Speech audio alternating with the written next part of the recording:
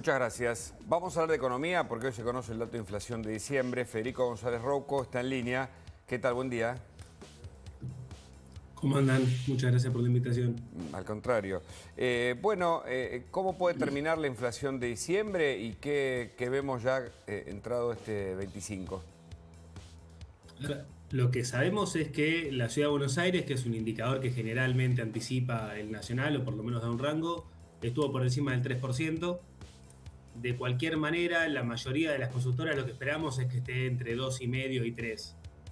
Que esté por ahí 2,5, 2,7, que esté en ese rango, que es un poco lo que viene pasando. El mes anterior fue 2,4, el anterior 2,7, estamos ya en esos niveles entre 2,5 más o menos y 3%, y creemos que va a estar por ahí. Hay como un poco un consenso que va a estar por ahí. Si estuviera un poco por arriba quizás sería una sorpresa, que estuviera por encima de 3, pero no debería estar muy, muy lejos de estos niveles que estoy mencionando. Y el gobierno tiene expectativa a partir del 25 anual aproximadamente de que tengamos una inflación del 1 y pico, ¿no? En los próximos meses.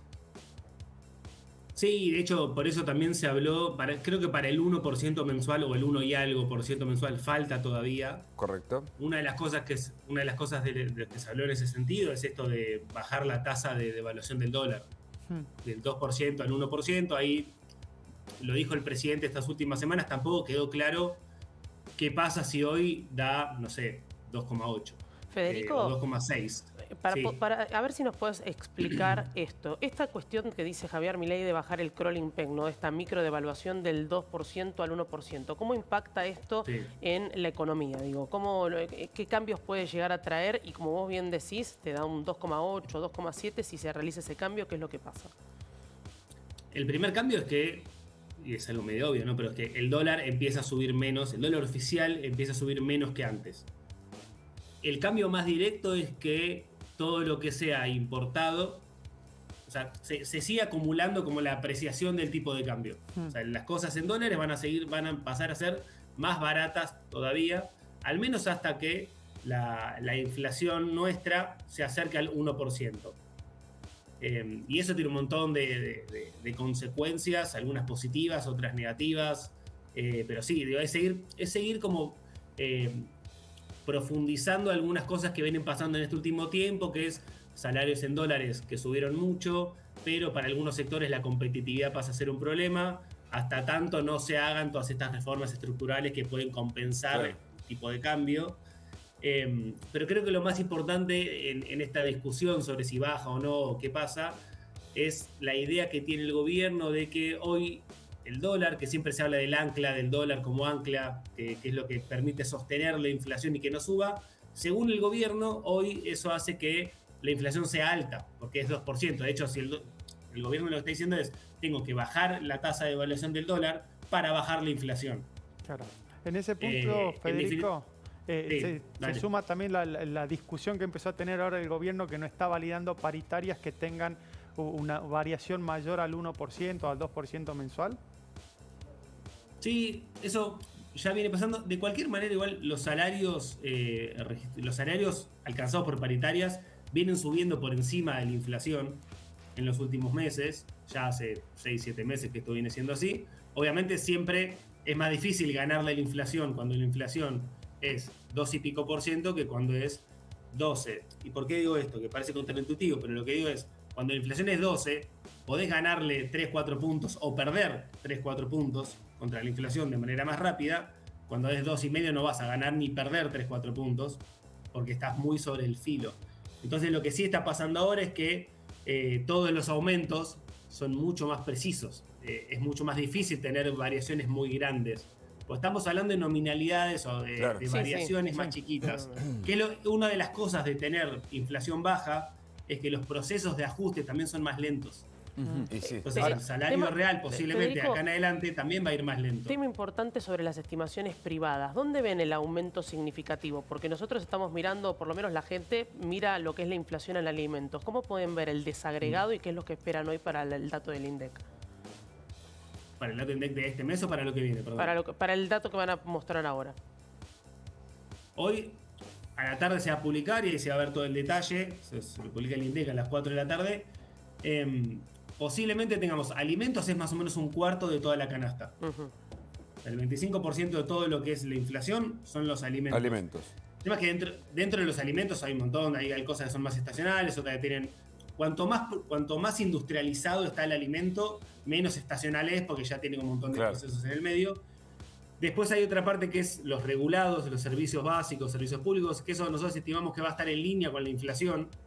Pero la principal diferencia, creo que el principal punto a mirar es que después hay otro grupo grande de inflación que se conoce como la inflación núcleo, que para decirlo muy simple, básicamente es la canasta de inflación sobre la cual el gobierno no tiene nada para hacer y aparte no depende del clima o de las estaciones. Que es decir, no es ropa, no es educación, que depende muy concreto en algunos momentos del año, y no es, no sé, no es el tomate, no es la lechuga, que depende de momentos muy puntuales.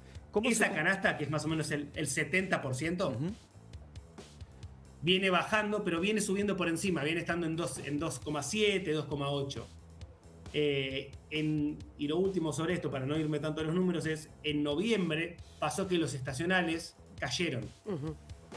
O sea, no es que crecieron menos, cayeron más de 1%. Entonces, si eso se revierte, que es lo que posiblemente pase, nunca hay muchos meses en los que eso cae, hoy la inflación, por eso creemos que no va a ser como la de noviembre, sino que puede ser un poquito más alta. Por eso no estamos hablando de que la inflación siga cayendo. Estamos hablando de si va a dar 2,5, 2,7, 2,8, no importa. Pero en esos niveles, sí, perdón. ¿Cómo se conjuga mantener una inflación que siga desacelerando con un consumo que crezca? Porque vos hablabas ahí de una incidencia grande de todo lo que era alimentos en el índice de inflación de la Ciudad de Buenos Aires. Digo, bueno, ¿cómo se genera que a la vez crezca el consumo y que no haya una suerte de recesión? Porque lo que estamos viendo, creo que está bueno esto, creo que pasaron dos cosas acá. Lo primero es, este segundo semestre de 2024, creo que se puso en discusión esta gran crítica que había al principio de la economía está empezando a recuperarse la inflación está bajando porque se destruyó la economía. Y ahí primero, la economía de 2024 va a haber caído 2%. Estamos lejos de estar hablando de una catástrofe, con todo lo que se hizo, ¿no? Y de hecho la economía empezó a crecer con la inflación más baja del año. Esto que decías recién. Claro. Y ahí, si querés, esa es como la parte linda de la historia, ¿no? El asterisco es, la economía crece siempre desde el punto de partida que tiene. Si cae mucho es más fácil recuperar. Y el consumo, sobre todo, fue lo que más cayó. El consumo y la inversión fueron las cosas que más cayó el año pasado. De cualquier manera, en el tercer trimestre del año pasado, el consumo creció casi 5%. Ahí está. Esa es la curva la que hay que observar, ¿no? Claro. Que es la tendencia probable para este año. Y posiblemente el consumo siga creciendo, no con esa fuerza, no con 5% contra el trimestre anterior, pero sigamos que siga creciendo. Porque se recupera el salario, ¿no? Entonces tiene que ver con eso, claro. Exacto, o sea, la mejor política para fomentar el consumo es no tener inflación. Claro. Y que haya un mínimo de estabilidad. Que hoy esto nos parece estabilidad. Con el crédito, por ejemplo, ¿no? Que surge, etcétera, ¿no?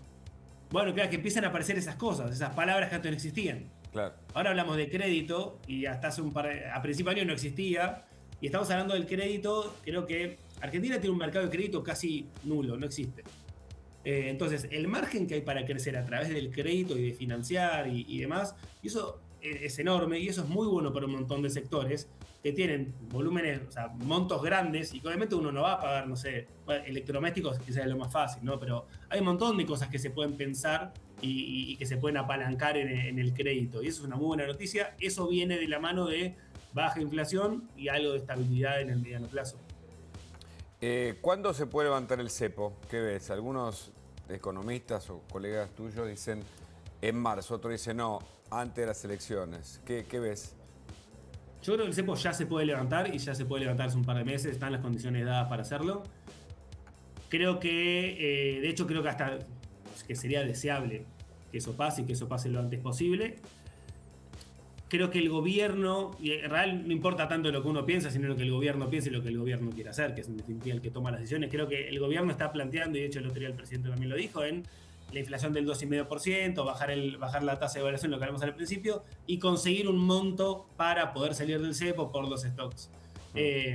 Al haber puesto esas condiciones, la temporalidad es medio difícil y empieza a jugar lo electoral en un momento de Claro. transición también. Federico. Porque el día que salgan... Sí, perdona, termina.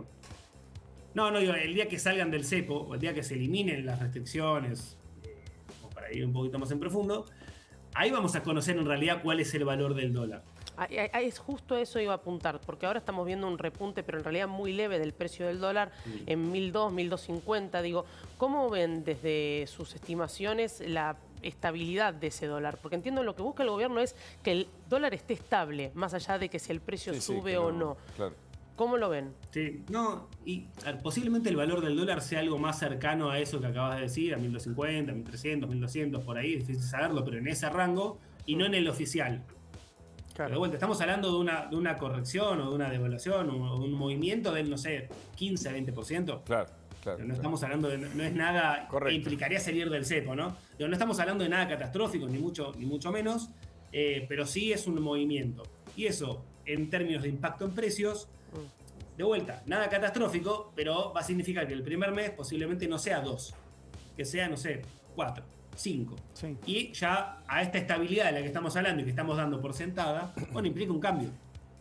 Entonces creo que está también... Correcto. Eso entra en la licuadora de decisiones y decimos, che, bueno, ¿qué hacemos? ¿Se sale, no? Porque estamos justo en el electoral. Entonces, por eso también se habla de siempre el tema de, bueno, antes, mismo lo que ustedes dijeron era marzo o después de las elecciones.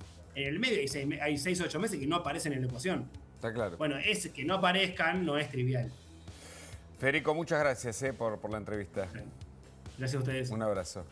Hoy encontré a Leo Rodríguez.